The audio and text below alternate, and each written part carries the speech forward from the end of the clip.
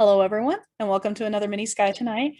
So here we are on a wonderful tour of the solar system, and we've reached our last planet, Neptune. So let's take a look at this beautiful blue gas giant at the farthest reaches of our solar system. So it was named after the Roman god of the sea. It was first observed by Galileo in 1613, but however, he thought it was a star. And as you can see in this image over here, you got Mars in the top left corner, which looks like a big bright beacon. But that tiny little dot in the bottom right corner, yeah, that's Neptune. But you could see why it could be easily confused with other stars. And keep in mind, Galileo, even though he had a decent telescope, his resolution was very limited. So he couldn't distinguish Neptune from other stars. It was first discovered observationally in 1846. It took that long to officially discover it, but it was discovered using a unique method because it wasn't first observed in the sky and confirmed a planet in the sky until a certain process predicted where it would be. So astronomers were looking at Uranus, the next planet closest to us, and they noticed that as they were predicting its orbit, given the calculated distance it was and given its natural elliptical orbit, they were able to figure out, okay, it's supposed to have a time of being able to go around the sun with this amount of precision. And they noticed that they were a little bit off in their calculations. They're like, that's weird. So given this time slot that they were a little off by, how can they be so off? It doesn't make sense unless something was pulling on it to slow it down. And what could it be? So they did a few calculations and they were able to calculate something similar in size of Uranus was pulling on it gravitationally to slow it down a bit to allow it to be able to be in the orbit that it's in. And they were able to calculate mathematically how big it was supposed to be and where it was supposed to be within a few degrees off. And so people began the hunt after two mathematicians, Alexis Bouvard and Urbain Lavier, were able to calculate where it would be in the sky, this other planet that was causing Uranus to be slowed down. Now, I apologize if I butchered Lavier's name wrong. I'm terrible with French. I know astronomy, languages are very difficult for me other than English, so bear with me. But nonetheless, it was officially discovered using these calculations and doing a bunch of searching throughout several nights that Johann Galilei was able to find it in 1846.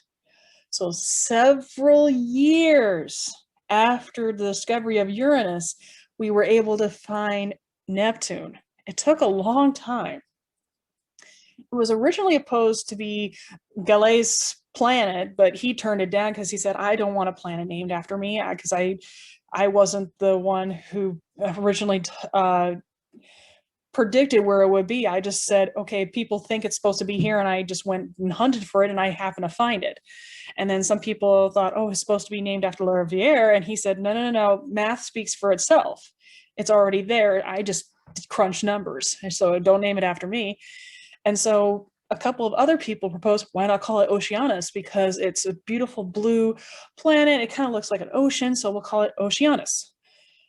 But after several debates between different factions, it was finally agreed upon to call it Neptune after the Roman god of the sea. So it was a kind of a bit of a compromise with Oceanus. So here are some of the details of Neptune. 1 year for Neptune to go around the sun takes 165 years.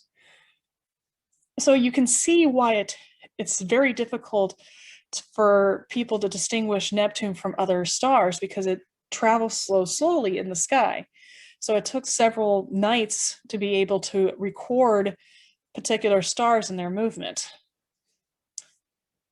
And sometimes Pluto and Neptune Pluto was once considered the last planet in the solar system, but sometimes Pluto and Neptune switch places of who's closer to the sun.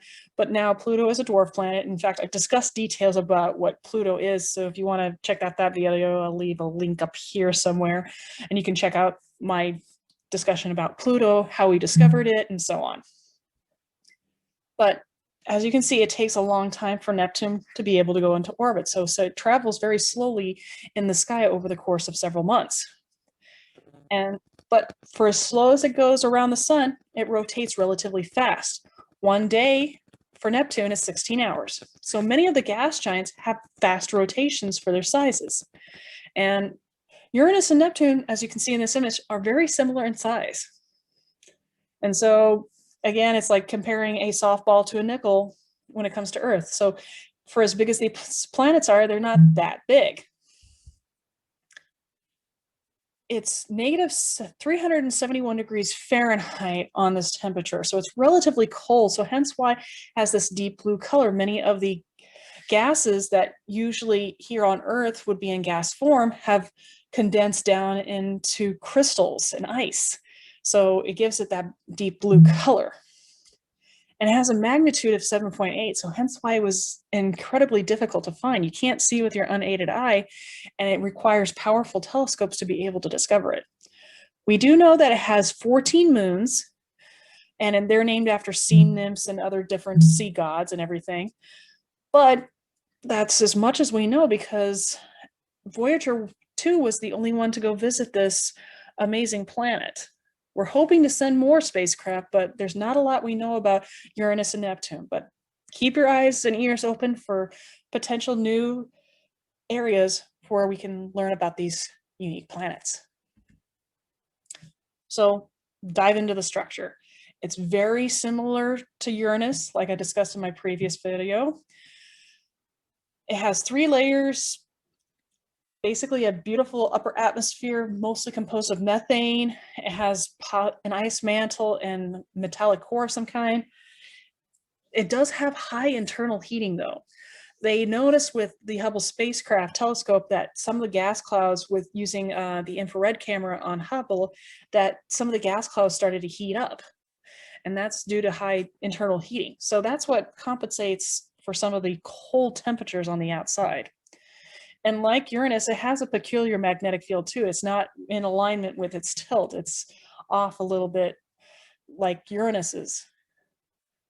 But we don't know why. Hopefully, within the next missions, we'll get to find out more.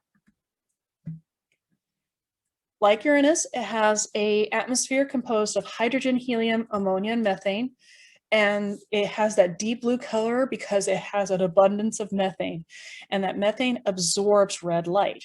So as I described in my video on Uranus, the light from the sun, which is composed of all the colors of the rainbow, hits the atmosphere of Neptune.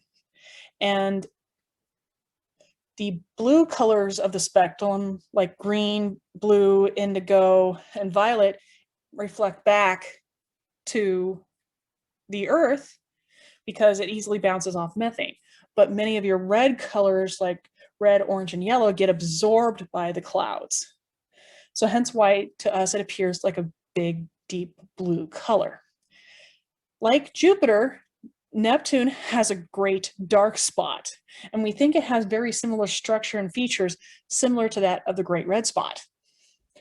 It has waxed and waned a little bit over the course of the years, and we're hoping that maybe some further observations can give us some more details. And of course, visits. Voyager 1 was supposed to make it out here, didn't. It got stuck at Saturn due to mechanical failure, and so it stayed in orbit around Saturn and gave us a bunch more images of the planet Saturn. Voyager 2 was the only one to be able to study the planet and a couple of its unique moons, like Miranda, and a few other different moons, including the moon Triton, which is a unique type of ice ball type of moon. Hubble's been able to observe it from a distance, but that's pretty much it. We're hoping to get more with the Neptune orbiter and of course Oceanus hence the name. It's supposed to be able to visit Uranus and Neptune in the future, but it was given the name Oceanus because that was the proposed name of Neptune.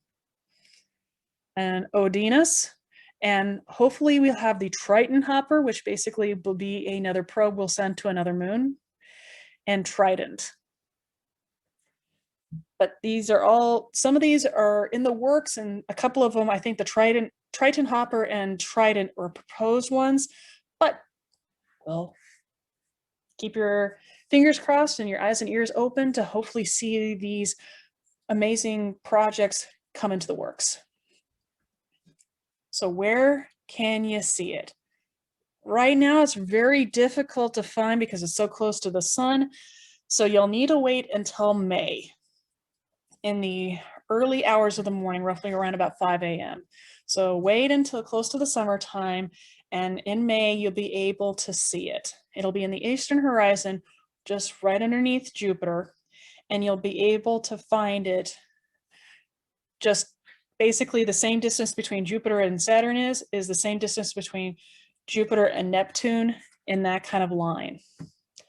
So it's very difficult to see. If you can't see it right away, it's okay. It takes a very patient eye and as well as a good quality telescope to be able to see this planet.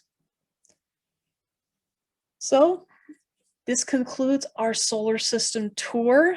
If you would like for me to cover over different objects, let me know down in the comments. If you want me to cover over any of the moons in particular, leave that down in comments as well. I know I've done the moon Triton. I'll leave a link in the description of when I did the moon, not Triton, Titan, forgive me, Titan around Saturn. I did the moon Titan around Saturn and talked about that. So if you'd like me to cover over different moons as well, leave it down in the comments. And until next time, stay safe, stay healthy, and as always, never stop learning.